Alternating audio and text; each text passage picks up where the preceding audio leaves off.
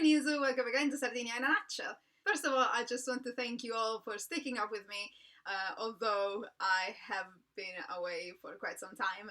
I know that I haven't been uploaded as much as I would have liked to, but as I explained in another video, real life, I am really busy at the moment, so unfortunately I can only do so much. But at least now I'm here, and I just want to thank you all for staying on the channel, and for the new arrivals, thank you very much, because I think if no one takes the little subscribe button away, so if it clicks unsubscribe, I think we reach 100 people, which is not a lot, but it's a lot for me.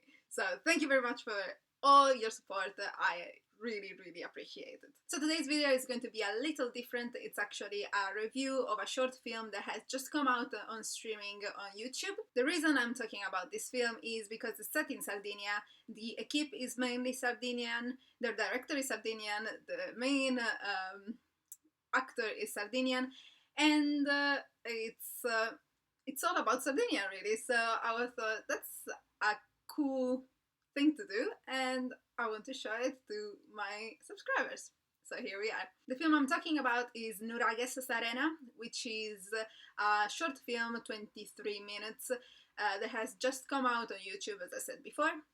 It has premiered, I think, on TV at least, in 2017, in March 2017. For what I understood, the short film is part of a bigger project, which is Nuraghes. So this short film, I think it's only an incipit, like a prologue to what is going to happen in Nuraghes, or I think it's a little summary of what's going to happen. I'm not 100% sure, but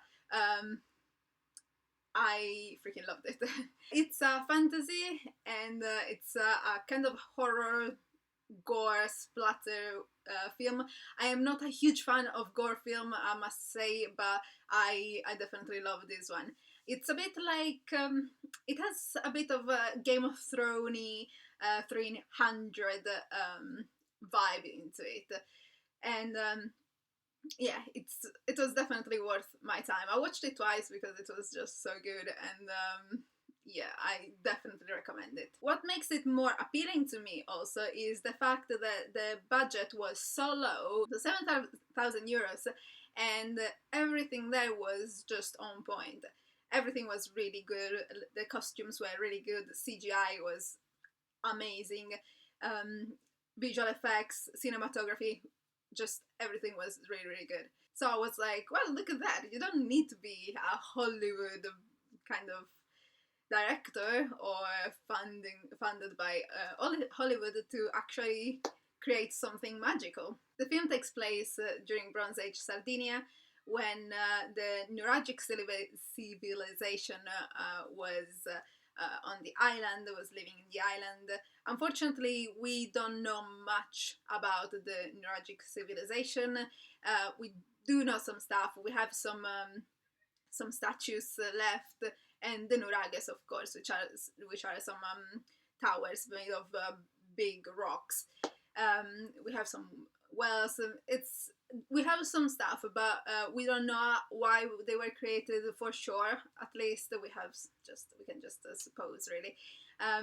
So seeing this film and seeing how it approached the Nuraghes, and it approached this part of Sardinian history that we don't really know much about, was really interesting for me. I must say the plot was a little obscure for me at the start.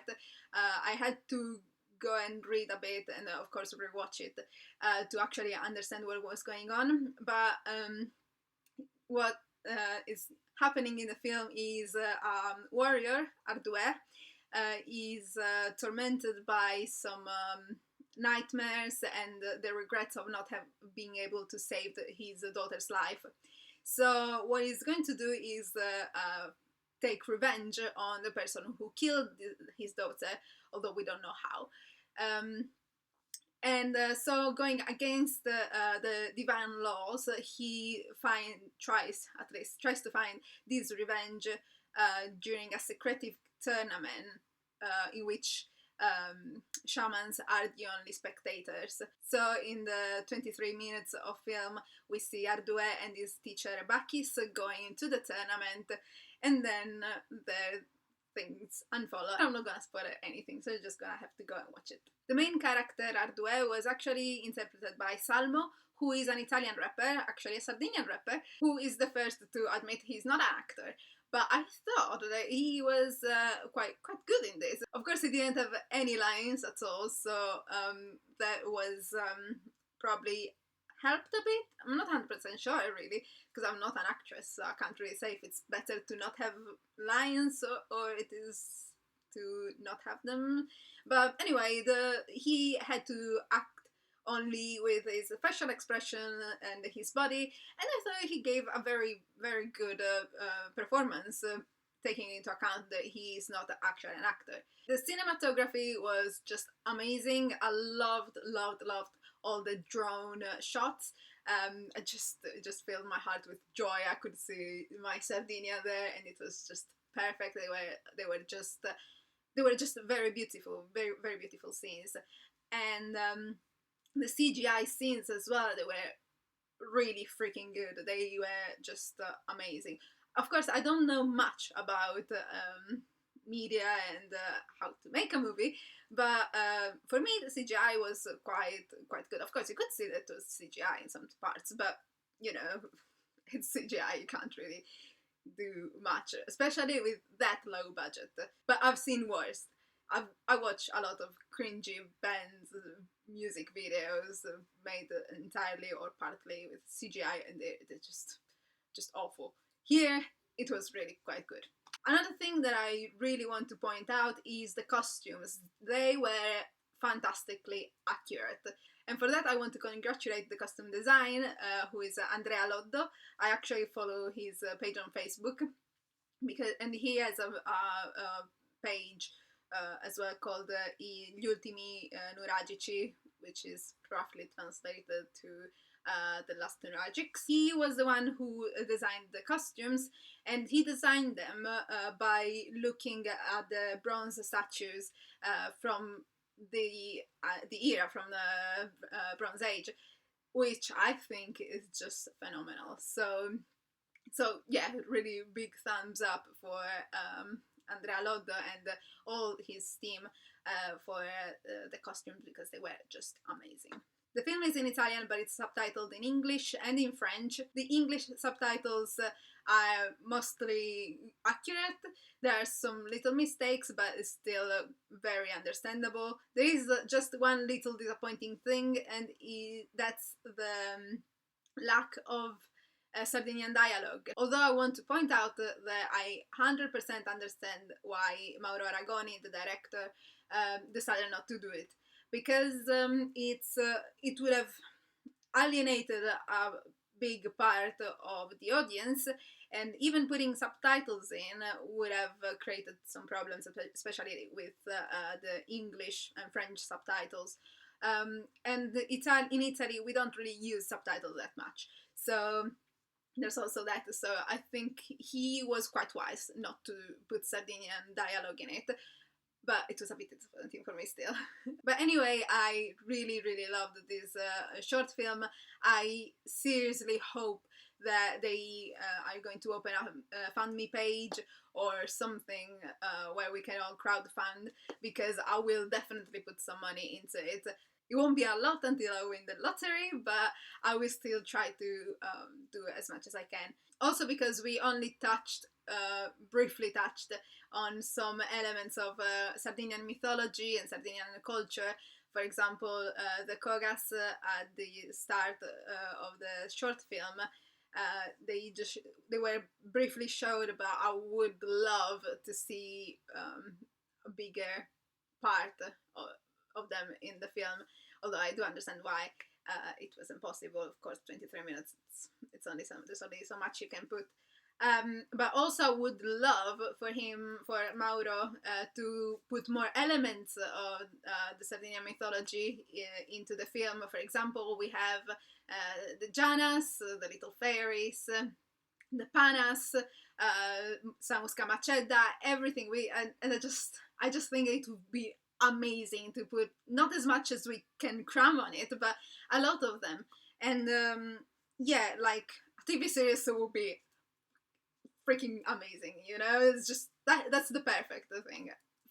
Do a big TV series, Game of Thrones style, and we can put all of it.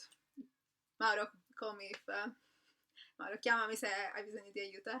There is not much more I can say really about this film. It was quite good, more than quite good. It was freaking amazing. I loved it, and you should go see it now. Also, I loved it because it really shows that with little money and a great passion, you can do so much more that you think you can do.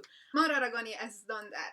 He has taken elements of Sardinian mythology and Sardinian culture that not many people know about, and has put them in something that everyone can enjoy. And if he could find some funding, he would definitely be in the run for breaking big in America, because I think personally, I think it was of that caliber. Really, it was really good. It was well written, cheesy in parts, but what fantasy isn't, right? It was well written. The scenes were amazing. Actors were good. I just can't find much fault into it, really. Also, just want to give you a little fun fact on the film. The blood that we see, it's actual animal blood. It was they haven't killed animals themselves, hopefully, but they did go to a butcher shop, grabbed some blood, and used that. And that's why you see loads of flies around, because they're not CGI, they're actual flies. Yeah, don't know if I would have been able to do that, but yeah, especially when Salmo takes the blood and just puts it here, I will probably just throw up there. But this is the end of the video. I hope you enjoyed it. Please go and watch the film right now, and then come back here and let me know what you think. Did you like it? Did you not like it? You thought that CGI was good? It was okay? Just let me know, because maybe I have like a rose filtered sunglasses. Is that how you say it? Like rose filters when you're so far in love with something or someone that you don't see any flaws in it. But I actually really liked it, and yeah, but yeah, let me know what you thought about it in the comments below. And if you would like this video, please do. And if you would like to subscribe, please do. Also, now there's also this little bell, which I always ignore, but if you would like to press the bell, please do. And yeah, that's about it. Hopefully I will see you soon, and I won't let a month go by again, but I can't promise anything. So until next time, as I really, oh my goodness, this is a minute just trying to say this freaking sentence. Come on, Fatima, come on.